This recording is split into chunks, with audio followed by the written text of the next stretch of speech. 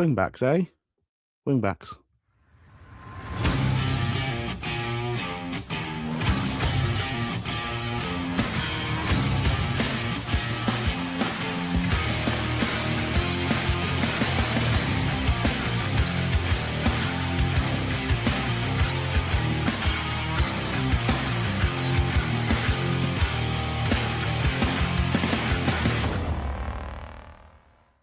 Good evening, everybody. This is episode 45 of the From the Verified podcast. My name is Callum Alston. I'll be your host as always. Oh, that feels better, doesn't it? Almost a perfect weekend for us in terms of results. Much better performance. A lot of really sort of credible rumours that the Leicester points deduction's on its way. And with the upper end of the band. So things look better. Things look better. Which I've needed. Sure you've all needed it. Forgive me if I sound or look a little bit ropey. Had a lot of fun in yesterday afternoon, which I'm now I was paying for this morning. But feeling a little bit better now. Just watched the football. So I was a couple of minutes late there. Right, say hello to people who are here. I'll chat through the game, chat through what we saw from some of the players out there, and then have a bit of a conversation. So good evening to Robert. That was so much better. I was hoping for a draw. Certainly didn't expect to win. Evening, Sam, as always. Definitely much improved performance last week. Hopefully we can now use this as a platform and go back to how we started this season. Here's the hoping. From Stuart, evening all. For a much happier Stu. Buzzing to watch Friday's game. Shame they couldn't produce yesterday's performance last week, but hey ho, it's 3 more points. More enjoyable going back into tomorrow. Finally getting the cones into the box of the big fellas to get on the end. That's what happens from Joseph and then Tommy. Well, that was a better Saturday and a great Sunday. Great Sunday maybe for everybody else. I'm still feeling the effects of my celebration on Saturday. I think the dressing room is not lost. Yeah, I think the some of the Nathan Jones stuff that we're hearing last week sounds a little bit silly in hindsight. Thought he had a really good post-match press conference actually, which I'm sure we'll talk about a little bit later. But let's chat about the game, the King Power. Much like everybody else, I saw the lineup come out and I didn't actually know how we were setting up. It looked like 6 defenders. I was very sort of confused. I was like, how does this work? The Dykes-Leeburn thing together, which was a complete disaster against Sheffield United. I thought, God, this isn't going to work, is it? We're just going to play long balls up to the top. We didn't. We actually changed formation subtly into a it was a 3-5-2, 3-5-2. So we were really playing out and out wing backs, which I know is what Nathan Jones wants to do. He doesn't want to play back 5, wants to play back 3. But probably the biggest surprise, and maybe one that shouldn't be, when you go back and look at Connor Cody's history, because he actually started as a defensive midfielder. To be a defensive midfielder, you don't have to be rapid. A lot of the great ones were pretty slow. You don't actually have to run that much playing that sort of position, especially if you're playing a back 3, because Nathan Jones did the classic 3-back DM sort of trick, quote unquote, where basically you play on the ball. Cody is a midfielder. Sorry, off the ball, Cody's a midfielder. And then on the ball, you sort of drop him back. He never really passed the halfway line. He didn't need to. I thought he was fantastic in there, actually. But he started his career as a defensive midfielder, and he didn't change to a centre-back until he went to Wolves, and they went to a back 3. And that's when he dropped in.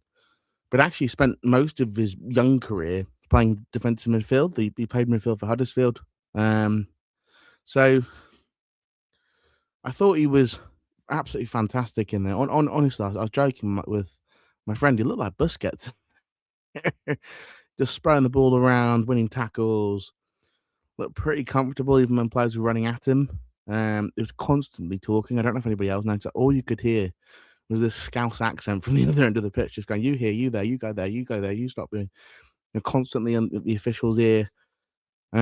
Just sort of kind of what I thought on Wednesday. When you see the best of Cody, that's what you'll see is that leadership element. But what I wasn't maybe taking into account was one, I didn't think we bought him to play him as a midfielder. I thought we bought him to play as one of the centre backs. But it makes the Collins links now make a lot more sense. But actually, if you're going to play him as a midfielder in that sort of 3-5-2, he actually has a lot of quality on the ball. You don't get 10 wing caps by not being able to play the ball around, right? And he was just picking the ball up, spraying it. But he was constantly, we noticed he was constantly going out wide. And how many times have I sort of come on here and had a moan about how narrow we play? So we're playing 5 at the back, but we're so narrow that teams just sort of shunt into a sort of low block that you can't get through, right? But when you got the width, all of a sudden, you're spreading that pitch far wider. And Cody was literally pick the ball up and go wide. Pick the ball up, go wide. Right, whether it was the centre back or the wing back, thought Chambers was excellent on that left hand side. Amari Bell doing what Amari Bell does when he plays, which is look like a really fantastic centre back. But I thought the other side, Clark was excellent again. Dykes up front, really, really impressive as well. I think everyone was thinking, I think somebody was joking. I can't remember if it was called his Substack or maybe it was a forum comment or something. Someone was joking that his friend went to him, he looks like a donkey right as he put the ball in the back of the net, right? Dykes brings that sort of element. He's a bit of a bruiser, he's a bit of a battler. Millwall's a particularly dreadful comparison game because of who they play at centre back. But I just thought that to a man, we played reasonably well yesterday. Goalkeeper one save to make you sort of spilled it. Okay, kept a clean sheet. Great save for the penalty by his best friend, the post. Dreadful penalty, by the way. Goodness gracious me! But we just looked so much more like a team playing in a system, and this was kind of the point that I was trying to make to everybody when people start losing their mind about the window. I was like, we're not really signing Fevrier or Chambers because they're these great individual players. They're both good individual players, right? Fevrier maybe the step up. Chambers being a youngster definitely has potential. Does he have the experience yet to really play at this level? I think he's looked really good in the thing. I've seen 45 minutes on Saturday last week, and then 60 minutes yesterday. And then you'd assume he'll play 90 on Friday, 75 to 90 on Friday. February came in, spelled them, defensively looked fine. Going forward, did what we kind of all expect him to do, which is frustrate the life out of all of us taking men on when he probably shouldn't. But he beat one man and played a beautiful ball into the box. No one was there to pick it up, actually. It was unlucky. But that means all 3 sort of wing backs that we played all put a ball into the box that really should have been scored from, and that's the difference, right? Your creativity is not going to come from the middle; it's going to come from the sides, and that's the change that I think people need to. It is going back to that League One style thing. If Edwards and Small weren't creating anything, we would struggle to create. But these guys technically are as good, right, as a Small on one side and Edwards on the other. They may not have. In terms of Chambers, he may not be quite the defender that Edwards was, but he has a beautiful cross on him. He may not be the biggest lad in the world, and I think Edwards was very helpful for that in terms of winning headers in the box. But he gives you something which is similar but different. I think he's quicker. He's able to sort of cover some space. I think especially when he got Bell behind him, there's a real sort of synergy to the way that they were defending yesterday. Yeah, okay, they got done by Fatubu in the second half on the penalty. I don't really think it's a penalty, if I'm honest with you. And it would have been particularly egregious had they scored, considering we'd had a goal completely, and gone on to get something out of that game, considering the disallowed corner goal, which is honestly one of the most baffling refereeing decisions you're ever going to see. But it's Andrew Kitchen, so cross surprise. But I don't know. I just thought that looked so much better. There were moments, right? There are elements that weren't perfect. I still think they need a midfielder. I think Nathan Jones is hush hush winking that there's going to be a couple of players who maybe we didn't think were going to be available in January that now we got to the end of the month actually are, and we were looking at for the summer. So I think that's quite exciting. I think that Collins sounds like it's pretty nailed on. And I can't wait to see Naby Sarr on steroids until he gives me a heart attack. But yeah, I think there's players coming in. I think they know what they're looking for. I think they've really sort of as I said on Wednesday, they're recruiting for a system. They're not recruiting necessarily for these players because these players are the greatest players in the country. They're not. But if you look at their archetypes, very much it'll be Phil Chappell in an Excel spreadsheet going, he runs this far, he runs that far. If you look at the difference between, for example, a Fevrier, a Chambers, and an Apter, if you look at the heat maps, right, just look at the heat maps, an easy one, right? Anyone can sort of understand a heat map. You'll see Fevrier goes up and down, and up and down, and up and down, right? Apter doesn't come, didn't really come back. He's not a wing back in that sort of classic sense. I always say, though, with wing backs that they are wingers. Nobody sits there and goes, I'm a wing back, right? Everybody will say, I'm a winger. So when sort of Fevrier comes out, I'm a winger. I'm better on the wing. Like, well yeah. That's what you're always going to say. Right, but wing backs have to be good on the wing, but they just have to sort of come back and cover that space. And if you looked at Fevrier yesterday, he was up and down, and up and down, and up and down. Chambers up and down, up and down, up and down. Right, Clark up and down, up and down, up and down. Right, these are different. Like, these are guys that have played this position before, right? They know how to play. If you look at Chambers, he played in the back five at Wigan, right? But it was a back three. You look at Fevrier playing the back five for Stockport, right? You look at Clark, right? He maybe hasn't actually quite played the back five at Ipswich, I think McKenna does shift to a back three at times. But he would sort of play as an outside centre back for Ipswich. But these are guys that are willing runners. They're all, if you kind of listen to their interviews, they're good dressing room guys, right? They sound coachable. They don't sound like they're going to cause a fuss, right? They sound happy to be here, right? Like, these are guys that in a relegation scrap, considering some of the rumours, I think probably are true, there was some disharmony going on, right? We've just brought in a bunch of very coachable footballers who do a job. And that's not going to be the most exciting thing in the world. But, we've beaten now 2 of the 3 recently relegated sides away from home and kept 2 clean sheets, right? That's what happens when you have players that are functional, right? Abell's a functional player. He's not, some world-beating star left wing back or left centre back. He's just a very functional footballer, and he's a good footballer, right? Do you see the turn he made? I think it was in the second half.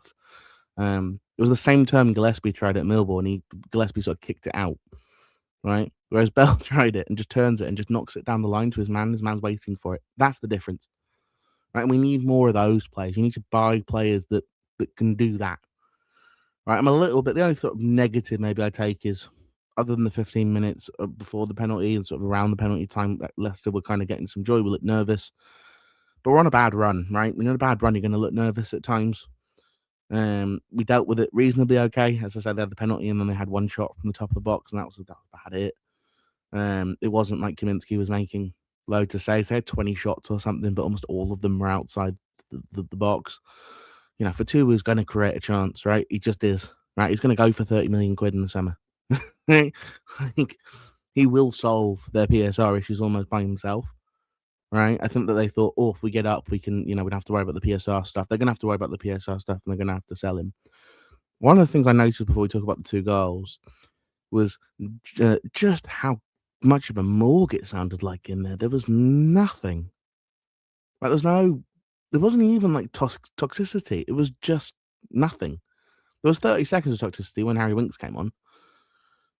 But other than that, it was just dead. And I wasn't expecting it to be like that, right? I was expecting maybe, be a bit of a down place, but I wasn't expecting it to be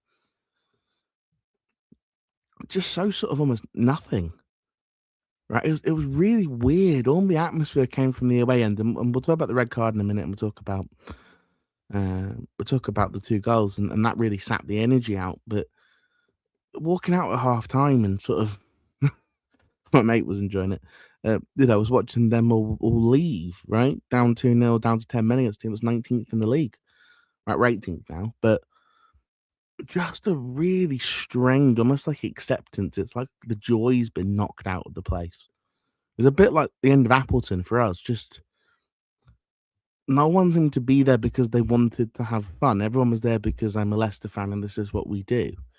And even chatting to fans around in the city centre or chatting to, people on the train up or whatever it was, you just felt that. You just didn't feel much love, right? And I think when you're on a bad run, I think Luton fans will tell you it's been similar at Kenilworth and was last year, and that's a real worry for Leicester, right? If that points deduction is 10 points, they go down to second bottom. They're 7 points behind us, right? They're on a terrible run. They don't have a manager, and they don't have any money to change the squad, and the squad is really imbalanced.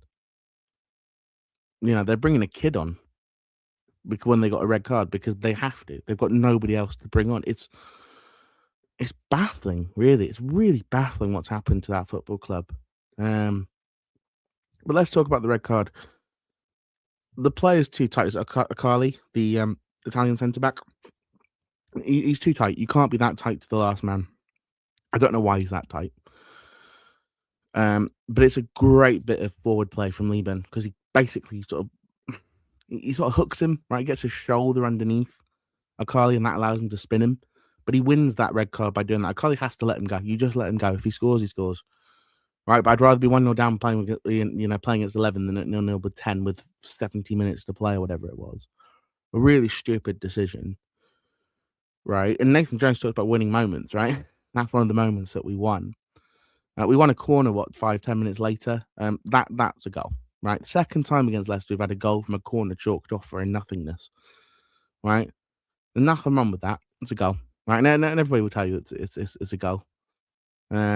But our heads didn't drop, right? They stayed reasonably up. Leicester went down the other end, had a shot from 25 yards that wasn't going to trouble the goalkeeper.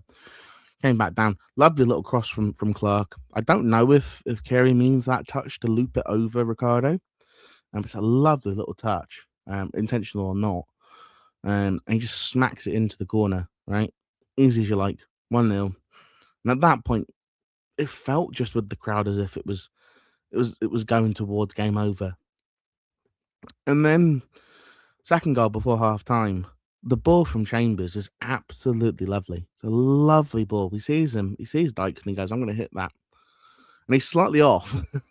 So Dykes has to adjust, and it's a lovely finish, right? That's the sort of stuff, that sort of striker, Leeburn as well, would be the same thing. Those sorts of strikers love those sorts of finishes because you're basically, you have the leverage on the centre-back, right? And he's not marked him tight enough. And so, but he's so big and he's so strong and he's got such long legs that he can basically adjust his body and he beats the centre back via that sort of natural adjustment. At that point, it was just don't get too much on it. Then lovely placement, keeps nowhere near it. 2-0, and then everyone started leaving. Second half starts, and we looked nervous. And they really got some runners on us, but a team that has Mad Davidi, that has Fatuwu, that has that forward line is always going to cause you trouble at some point in the game, right? And whether it's a moment like it was at the Valley where they beat you just on a sheer moment of brilliance, or whether it's 10, 15, 20 minutes of just pure pressure, they're able to sort of apply pressure and relieve pressure just using those four players in a way that very few teams, except for those newly relegated sides, can. And I thought that we struggled to deal with runners. We weren't quite in the right position. They were getting us a lot on the outside. And they won the penalty. It's not a penalty to me. He may slightly pull him. To me, I don't see a heck of a lot in that, to be honest with you. Maybe I've got my blinkers on. But he steps up. He didn't look like he was going to score. And he does that stupid sort of stutter step run up that when you miss makes you look like a complete idiot. And smacks it against the post. And, they had one more chance after that. I think it was Pereira. Takes a shot from the top of the box. Kaminsky sort of spills it. He really should be holding that, to be fair. But Bell's there to sense the danger and block it away. But I thought that it was after that, Nathan makes a really, really big change, right? And he brings Tyrese Campbell and he brings Fevrier on, and you kind of go, huh? And the reason was he realised all of it's coming from the outside. Mad Davide, they were going to bring Munger on, I think pretty shortly at that point too, right? They were getting ready to really sort of try and exploit the wings and the wing backs in space. So Nathan changes it by putting two absolutely rapid, right? And Fevrier is rapid. He looked a little bit not match sharp yesterday. I think that's fair to say. but he can keep up with the Madavidi, right? Who's quick, but not lightning fast. And basically, he doubled them up, and it made it so that those two outside players couldn't get past a double team. They were constantly doubled. We were shifting Tyrese and February, which wing they were on, just to make it difficult and give them sort of different looks. Almost a little bit like an American football defensive coordinator, sort of changing how you would how a player sees the field. So when you look at it's different, right? If it's February, I can probably knock it past him for two. If it's Campbell, he's actually maybe got the run on me. I need to cut inside, and that really messed, I think, with Matt Davidi and for two. We sort of rhythm, and at that point, that really sort of killed the game off. And the last 10 minutes were zero stress at all, right? Just about being 2-0 up, and just no stress, no worry, comfortable. One of the easier clean sheets that Kaminsky's ever going to keep. He's now fifth in the league for clean sheets, weirdly enough, despite the criticism, despite the obvious flaws that he has. So there was a lot of good from that game. It's one game. Let's not overreact to it, right? It should not have been hard for Nathan to get those players back up after the derby and after the absolutely god awful performance every single player to a man put in that game. But we did. We reacted. We looked relatively robust. We looked more like the League One version. We looked a lot more balanced. We looked more in control. Still some issues, as I say, in midfield. I'd like to get a central midfielder in. I'd like to get the centre back in, if I'm honest with you, as well. If I can upgrade Gillespie, great, but I think that may be a summer move now. But you look at it and you look at West Brom, goodness gracious me. You look at Leicester, goodness gracious me. Look at Oxford, right, whose manager Mount sort of stalled out a little bit. And Norwich lost at Middlesbrough, but I think most teams are going to lose when they play Middlesbrough up there. So that's less of a thing. I think Norwich are going to easily make their way out. I think Sheffield United won. They're on their way to mid-table mediocrity. Swansea won, sort of sacked the Watford's manager. That was a very weird statement from who hasn't seen it. It's the most un-Watford thing ever. Them saying, actually, no, we think Gracia was the right guy before he resigned. Weird, really, really weird. What's happening at Vicarage Road. But, a number of everyone around has lost. Sheffield Wednesday have messed with the math because they're so bad on the pitch and so bad off of it. But they're so bad on the pitch that everybody beats them, which means that the number of points that you need is basically up by 6.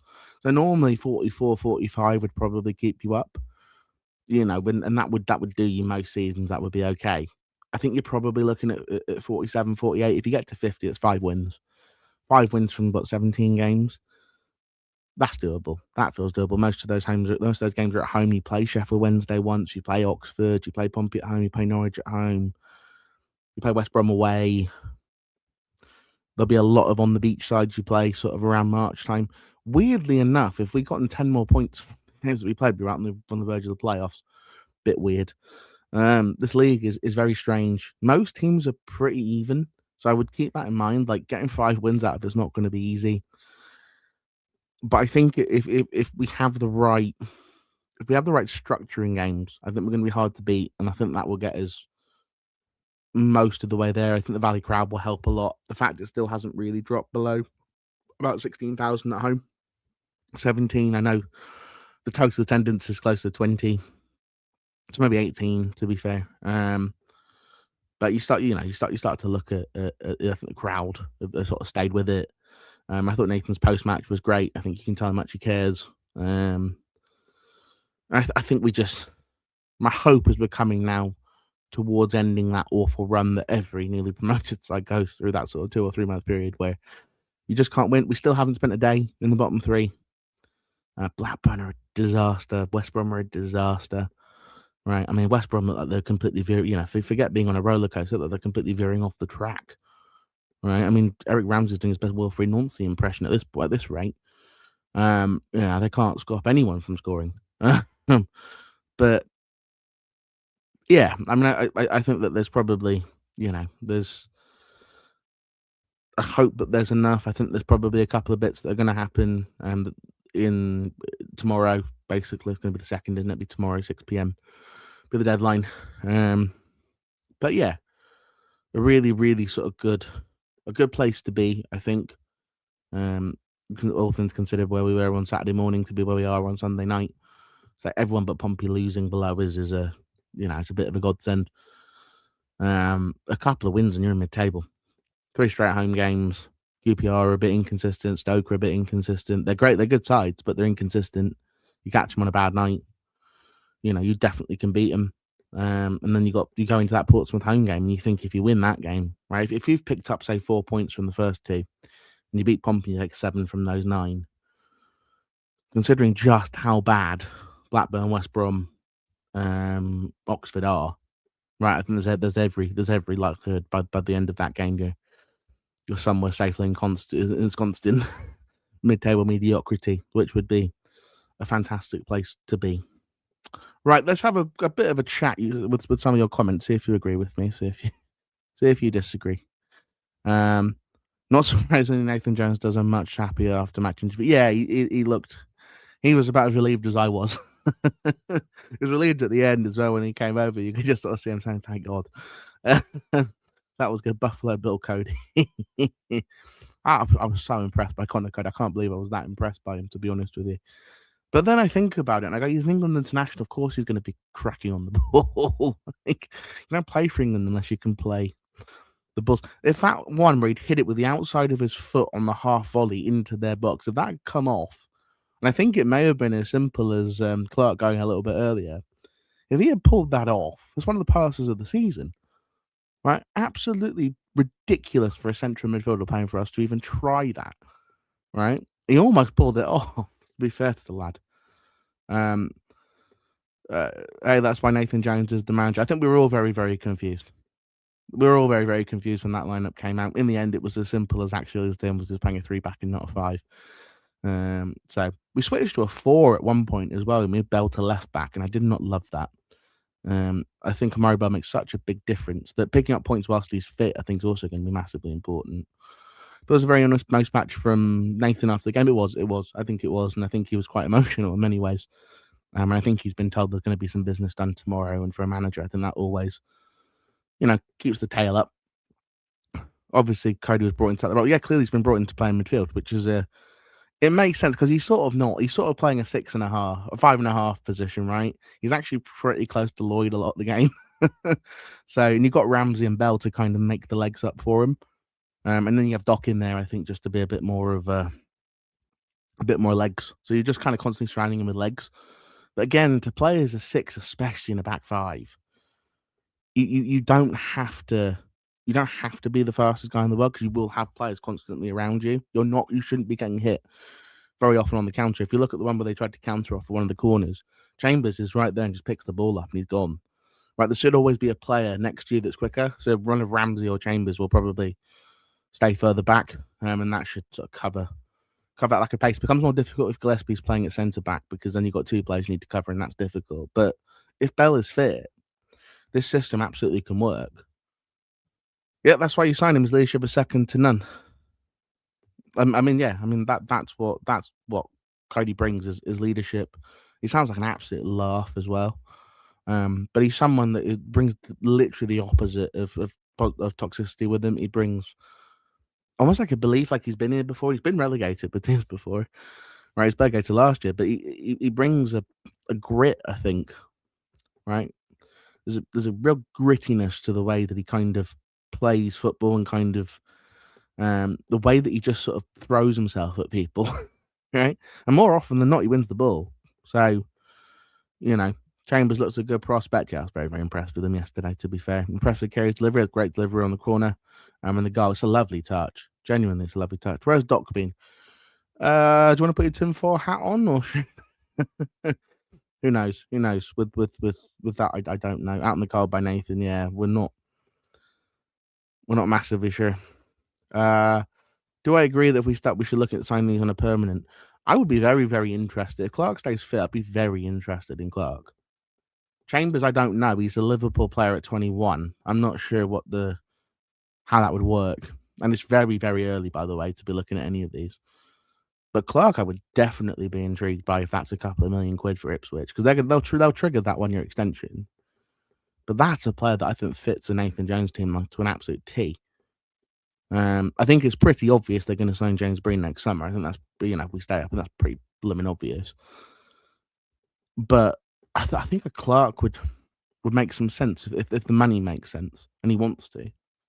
Wonder if we'll keep the same shape against QPR. I mean, I don't know if you're going to change something that worked. We'll see with the signings on Monday, because that may affect it. If you bring in someone who you wanted in the summer and you thought, I wanted him in the summer, I was going to pay a couple of £1 million, and all of a sudden he's available for less than that, and you go, yeah, he's going to start straight away. So we'll see. It depends probably who the midfielder is who comes in, if there is one. I don't think you change anything else unless there's an injury. Very pleasing win. Thought with dominant side, we need another 4 wins and safety, 15 more with 3 home games now, get 6 points hopefully minimum. Yeah, I mean, you should be trying to get 7. I think you can look at it and go, QPR and Pompey are definitely the 2 winnables, and then Stoke is a trickier game. So Stoke are in 11th now, aren't they, or something? They've sort of stalled out a bit. So, and they've got injuries everywhere as well. And Bazunu's in goal, which means you should be able to cross the ball consistently.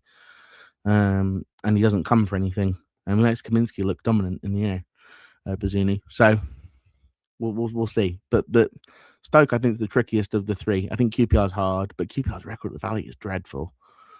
And Pompey's record at the Valley isn't good either. So you got to kind of look at them and go, they're both opportunities, I think, to try and pick something up. Doesn't mean it's going to be easy. Doesn't mean those aren't good footballing sides. And Portsmouth are on a good run at the moment, but I think it's entirely possible. Yeah. With the new Kenyan signing tomorrow, hopefully correct me further. I want a box-to-box. I want a box-to-box that can get on the ball. So someone with legs who can control the game more than someone creative. I don't think in this formation your creativity is going to come from the width.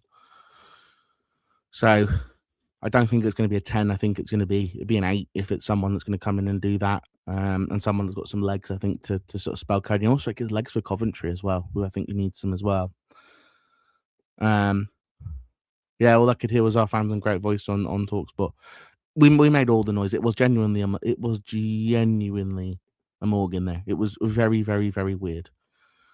Paul's having a bit of a gloat because it's square pegs and square holes, as he always says. And I'm having a bit of a gloat because I said, wait, fix the wing back issue, right? Hopefully everyone can see now why I banged on about a left wing back for 3 months.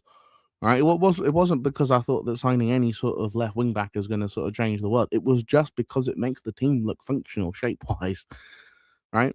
Even the difference in the first half against Millwall and the second half when you had a left back, we did look better with the left back there, right? It's not Tyrese's fault. He's trying to, to be fair to lad, he was trying, right? But it's just not his position. So having someone who can do that, I thought again, what Fevrier showed me when he came on was just somebody who's functional. Right, I don't need him to be a world beater. My hope is that I'm not expecting him to light the world on fire. I'm just expecting him to do a job when I need to spell Clark, basically. Just give me half an hour. 60, or I need to spell Chambers. Give me half an hour. Right, half an hour where you're functional. And I thought in a game where you're 2 up and you just need to make the right choice. Did he always make the right choice? I'm not sure. He did try to beat someone and ended up going nowhere. But at the end, he went straight to the corner flag, right? So he beats someone and goes to the corner flag. So, I think it's going to be the duality of Fevrier for the rest of the season, if I'm honest with you.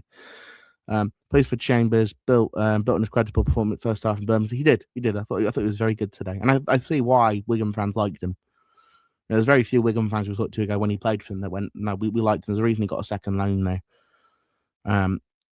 Yeah, there's always a team that tanks. Maybe it's 2 this season, Leicester and West Brom are a complete disaster. Honestly, I don't know if anyone's seen the social media stuff. Goodness gracious me. Guys at Price almost threatened to fight their away end. Right, he's got his own player pulling him off him. Crikey. Now, you want to talk about midfielder that may be intriguing if the team goes down. I don't think we could afford Mongo from Leicester, but but I would be intrigued by some of these players if they end up going down, just in terms of who can you sort of pick the bones off like a vulture. It's always weird at Vicarage, right? Yeah, I mean that should just. I don't understand that football club. I really don't understand. And I feel for Elton John. He's got his name on one of those stands of a truly bat what football club in Watford. Absolutely crazy. These next 3 home games will be massive. if we can be loud and proud, we should be okay. I think we can. Yeah, you got to sort of drag. I know it's cliche, but no toxicity, no whatever. We just need to build on that today, right? We don't want to get carried away. Who knows? Maybe QPR beat us 4-0 and it changes everything again. But that was very, very creditable. In a place that it not hard to go to, sort of in terms of it's a morgue at the moment. And now they've lost to Oxford and Charlton in back-to-back weeks at home, which is very worrying. But if you can keep for two, we're mostly quiet. Keep Matt Davidi really quiet, for 90 minutes, and Mongo when he came on did nothing. You've got to, you've got to give the lads credit for that. Yeah, so we've beaten all the Prem relegated teams away this season. Yeah, it's just Southampton, and that's in a couple of weeks. When the heck is that going on sale, by the way? I would have thought that needs to come on sale very quickly. I imagine they'll do that with West Brom. Anderson and perhaps Goff to go out on loan. Yeah, I mean, Anderson's one I think you probably hold on to just in case you need him. Goff, I definitely would send on loan. I think he's been creditable whenever he's played. It's not a comment on him. I think he should go out and develop. But I think, something like a League Two loan for him, just where he can get a bit physical, a bit stuck in. He's actually a defensive midfielder, not a centre back. So I'd like to see him go somewhere he can play in CDM. I think his play would actually really suit an Ainsworth at somewhere like Gillingham. Right, it sounds a bit weird, but actually he's from Gillingham anyway. But I think actually that would make some sense. But we'll see. Maybe they'd look at it and go, "He's not ready yet," and you might have to look at some of the top end of the National League or something. I'd be wondering if one of those sides would be interested in a player like that. Ramsey seems to bypass the honeymoon and head straight for the divorce court. He was okay yesterday, Ramsey. He was okay. Sorry, you're talking about Eric Ramsey. Sorry, it's about Eric Ramsey, not Kane Ramsey. I thought Kane Ramsey was fine yesterday. Yes, what a complete and utter disaster. That is turning into West Brom. It was a real risk when they hired him in the first place. You can't concede 5 at home to Norwich. Right, you can't concede 5 at home to Norwich. You can't. Not as West Brom manager. Goodness gracious me, it's a big football club. Yes, Ramsey has only been there for 3 games. Nor do you feel under pressure? It's the Wilfried Nancy. It's going to be the Wilfried Nancy. Yeah, and you think they should be announced? Yeah, well, so the deadline's Monday at 6 p.m. I'm almost certain, isn't it? I think it's 6 p.m. on Monday. Was it Tuesday 6 p.m.? I think it's the 2nd. So I think it's 6 p.m. tomorrow. So we'll sort of know. Although I think if it's Goff, for example, I think the National League window's open a little bit longer. I don't know, considering how well he's played in a couple of championship games, whether he would go into League One that low. Surely a League Two team would be interested. Surely. What about Zach Mitchell? Well, he's with us. He can't go anywhere because he's going to be emergency cover, basically. You'll see him a lot in the under-21s, I would have thought. He's from Gillingham and his name is Blue. I did not realise his middle name is Blue. Paul was texting me about this. Please do me a favour. It's one of the most fantastic things. Why is his middle name Blue? What a strange thing. I like Keenan. I think there's something in there. Really, I do. He seems like a really, really good lad as well.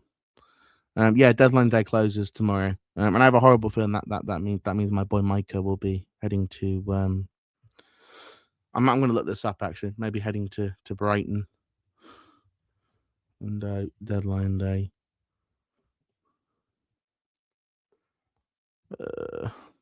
It's Monday, 7 p.m. tomorrow. Okay, we're all wrong. So it's 7 p.m. tomorrow. The window shuts. But I think they've done a like an offer sheet thing now for us, so we shouldn't end up in a Fofana situation again. I think they've agreed to extend that deadline. So that may be where the Tuesday thing's coming from. So I think that those decisions will be announced on Tuesday, however that works. I'm never sure with those sorts of sheets how it works. And if football is genuinely still working with a fax machine, please move into the 21st century, for goodness sakes. We already have AI doing offsides now. I was talking about Southampton tickets about to go on sale this week. Yeah, I mean, it's a strange one. They're normally earlier than this. I would have thought they'll go on sale at the same time as the West Brom game. But yeah, I mean, I had a really good time yesterday. But I needed that. Nathan needed that. You all probably needed that. And it was good to see a system that you can recognise that kind of I went, yeah, that makes sense. Yeah, that makes sense. But yeah. Right, I will be on the Chronicles at 8 for those watching. But he has picked up an injury, but it's only a slight knock. He's not. So with Bick again, Sam, because this is what I was saying on Wednesday. All I know about it is what he said is basically I won't agitate for a move. That doesn't mean if the offer is accepted, he's not going to go. I think he's just basically said I'm not going to make this difficult on the club I basically grown up at. His dad's a really big part of his entourage, I think, and that's a really big part of sort of if you I think he's somebody who's a lot of respect for Charlton. I don't think he's very flashy. He's not a sort of lad that looks at it and goes, "Oh, money, money, money." I think he's someone that wants to have a long career in the game. He's incredibly coachable. He's an incredibly nice lad. So he's one of those where I think I thought it at the time because it was definitely clear when Brighton sort of basically briefed Ornstein, only for Rich to come out basically 20 minutes later, an hour later or whatever, and say it's not that close. Brighton was saying, "Oh, the clubs are reaching an agreement," and Rich was like, "They're not that close." I think they were definitely telling him that you're going to want to make a bit of a stink here. I don't think Micah has any interest in doing that. I think it's going to be if he moves, he moves. The summer there'll still be an opportunity if he's having a good time there. He's going to be given every opportunity, I would have thought, to win a spot in that championship side next year. 19 years old, I think ready to go physically. We'll see. We'll see. Yeah, I felt thrashing my brain with the first game for Dundee against Hearts. No, the 3 goals were his fault. Deadline day again, Charlie. So what I've always said with Mbick is if you get offered 5 million, you have to accept it, just business wise. I don't know how much of what we're intending to spend in the next couple of days, because Nathan did not do what managers do, which is we don't know if we're going to spend much. It was very much like there's going to be some moving parts. That to me went, where's that money coming from? Let's be honest, the only player we've heard that's had any interest is Micah. So I think if Brighton do go to the 5 million, it becomes really, really difficult to turn that down. And I think it would be pretty criminal as a business to turn down 5 million for an asset that hasn't played at this even League One level for more than 15 minutes, right, in any game. He's having a good time at Colchester. It's a risk that a Brighton can take. For us, I don't know if it's a risk that we can take to not sell him. And there's PSR considerations, and I know it's not quite PSR, it's spending regulations, isn't it? In the Championship, they call it. But profit, and yes, it's spending regulations in the Championship. They call it. It's not quite PSR. But it would massively mean that there's a lot more scope in the summer to spend money, because it would mean the losses that we make this year will be far lower than the 13 million they normally are. And I think there's definitely a want to spend next summer. I think it's pretty clear there's going to be a sizable transfer kitty to do a bit of open heart surgery on that squad. So of course we take 5 million. It's a no-brainer. That's the point, right? And I think that's what they've quoted Brighton at is we want our 5. It can be 4 with add-ons or whatever, but we want 5 million quid for this. Which says, when I said to people, I think in 5 years' time he could be a 25 million pound striker. I wasn't kidding, right? Whether he turns into that or not, obviously, I don't know. And there are lots of kids that have failed. But I do. I think he's got all the talent in the world. He's got a fantastic sort of mentality. He's got, every coach that's ever had him has absolutely raved about him. If you're Brighton, you're looking from a character perspective, ticks every box. This is why take the 5 million now when he could be worth double that after one season in the Championship, because he could be worth half that or less than that if he looks like he's going to struggle. From a business perspective, I get it because I'm a fan, and everybody knows if you listen to the podcast for 5 episodes how big a Micah and Big fan I am. From the moment I saw the kid, I thought this Grey Valley Paper Mills when he scored that goal, I thought, this kid's got everything. The moment Nathan Jones came in, he went, that's the kid. And that's the one. And I just, as a business, you have to make decisions that make sense for a business. And I think if you get 5 million with a sell-on fee, especially if that's the upper end of the sell-on fee, considering Chelsea will almost certainly bid 100 million for him in 3 years' time, following the Brighton model, it becomes hard. I think turning down money for TC in the 2s and turning down money for Liban at the 2.7 or whatever it was, that's easy enough. And they've done that with Micah. They've turned down 2.5. I think it was basically 3.5 because the add-ons were like plays 3 games for Brighton or something stupid. So unless he completely bombed out, he would make 3 appearances for Brighton, you would think. You get the full amount. But yeah, he's a special talent, and I really hope that him indicating to the club, "Hey, I'm not going to make your life difficult," means that we really drive the hardest bargain if Brighton are serious about it. And if they're not serious about it, he's got 4 years in his contract, and they can go away. And we'll see them again in the summer, and there'll probably be more suitors than just them, and we can ask for more. Um, Again, as long as he's willing to stay, and as long as he's not going to cause a fuss, you hold on to him. We've made it very clear he's not going to cause a fuss. There's been absolutely no reports of him asking to go, no reports of him even, anything over here is he's focused on playing at Colchester. Right? Fans love him at Colchester. Right? He's learning how to come back from injuries. He's learning how to hold that, how to handle himself as a professional. He's learning so much just being there. Right? Carney's learning a hell of a lot just being at Walsall for the year. Like, people talk about, oh, what have these owners done? What, we're struggling with this, with that, with the other. I actually think that to be 100% fair to them, we don't have to call these players back anymore, right? Like, we can let these kids go out and learn. I want Fuller to go out and learn, right? That may require another midfielder coming in. I want Anderson to go out and learn, right? I want, I want these kids to have the opportunity to go and play, right? I want them to go and learn from, the really good sort of coaches and brains at those lower levels of football, because there's loads of them, right? Just to learn, to move away from home, to live in a crappy flat share or whatever it is, just to do something different rather than sort of coming straight up and straight through, right? Because a Tyrese can adjust well to doing that. Miles can adjust well to doing that, but there'll be kids that just need a little bit of seasoning almost, right? If we'd had the Albie Morgan that played at Blackpool after he'd had a couple of years loaned out to places, we probably had a better player than the one that we brought through at 18, who was incredibly inconsistent. I don't think he's the greatest player in the world, by the way, but just as an example of someone that maybe needed a bit more seasoning to develop. Last thing before I go, as everybody knows, I always thought that it's difficult because there's a battle between our 3 most successful academy graduates, right? Contra, I think, is easily in third, right? He just hasn't won anything of note yet. Great player. There's Gomez, who's won everything for Liverpool, and then there's Lookman. Fair play to Ademola, who looks like he's about to basically get one of those really, really big transfer moves as he moves to Atletico Madrid. Does he fit Simeone? God knows. But what a move for him! What a move for his family! What an incredible accomplishment and achievement! To, in my mind, the most talented player other than Gomez, to come out of the Charlton Academy. So all the best to Ademola on the on that big move. Right, I'm off. I'm gonna go take half an hour before on the Chronicles, and probably have to talk about Conor Cody's tactical positioning.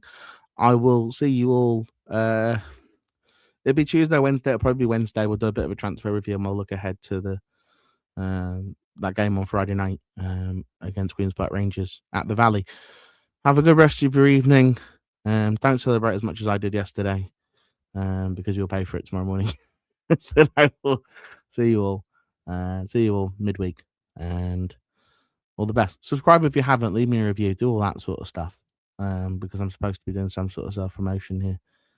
Yeah, subscribe so you don't miss anything. And to those that have come on board, because we're starting to get a few more viewers in, a few more live viewers. We're getting a few more people commenting. You're always welcome to comment. We're getting a few more subscribers, and the views have gone up massively. So thank you all so much. I'm just a guy with a microphone who just wants to chat football. And then finally, to quote Paul, to end the night, and keeping it classy. Keep it classy, everybody. Be like Micah. And we'll see you all midweek. Bye for now.